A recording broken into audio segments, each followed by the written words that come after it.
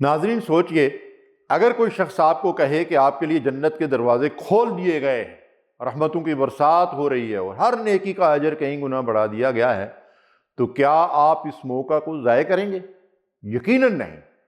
رمضان المبارک وہی سنہری موقع ہے جس میں اللہ تعالی ہمیں بے حد و حساب نعمتیں عطا فرماتے ہیں۔ یہ مہینہ کسی عام روٹین کے مطابق گزارنے کے لیے نہیں، بلکہ زندگی میں ایک مثبت تبدیلی لانے کے لیے ہے۔ اس رمضان کا پورا فائدہ اٹھانے کے لیے ہمیں ایک مضبوط منصوبہ عمل ترتیب دینا ہوگا، تاکہ ہر دن اور ہر لمحہ عبادت، خیر اور نیکی کے کاموں میں گزرے۔ سب سے پہلے نیت خالص ہونی چاہیے کہ یہ رمضان ہماری زندگی کا بہترین رمضان ہوگا۔ روزے کو محض بھوک اور پیاس برداشت کرنے کے بجائے ہمیں اپنی روح اور اعمال کی پاکیزگی پر توجہ دینی ہوگی۔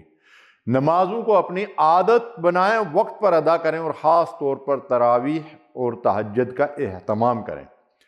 رمضان قرآن کا مہینہ ہے، اس لیے روزانہ قرآن کی تلاوت کریں، چاہے تھوڑا ہی کیوں نہ ہو۔ قرآن کی آیات کو سمجھنے اور ان پر عمل کرنے کی کوشش کریں تاکہ یہ روشنی ہماری زندگی کا حصہ بن جائے۔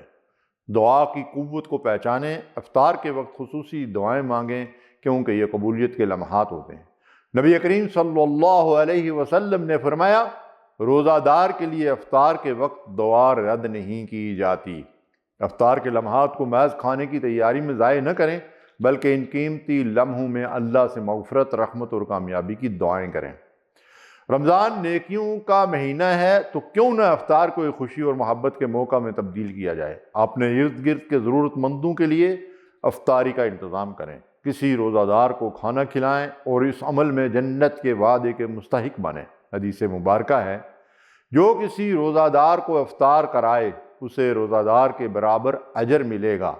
گناہوں سے اجتناب کریں، زبان کی حفاظت کریں، فضول باتوں سے بچیں اور سوشل میڈیا یا غیر ضروری مصروفیات میں وقت ضائع کرنے کے بجائے ذکر و اذکار اور توبہ میں وقت گزاریں۔ یہ مہینہ اپنی اصلاح کا ہے، اور اگر ہم نے اس میں اپنی عادات کو بہتر نہ کیا تو پھر کب کریں گے؟ آخری عشرہ سب سے قیمتی ہوتا ہے، کیونکہ اسی میں لیلۃ القدر آتی ہے، جو 1000 مہینوں سے بہتر ہے۔ اگر ہم نے رمضان کا آغاز اچھے طریقے سے کیا اور آخری عشرے میں مزید عبادات کا اضافہ کیا تو یہ رمضان ہماری زندگی بدل سکتا ہے۔ یاد رکھیے، رمضان صرف گزارنے کے لیے نہیں بلکہ زندگی میں روشنی اور تبدیلی لانے کے لیے ہے۔ اللہ تعالیٰ ہمیں اس بابرکت مہینے کی تمام نعمتوں کو سمیٹنے کی توفیق عطا فرمائے، آمین یا رب العالمین۔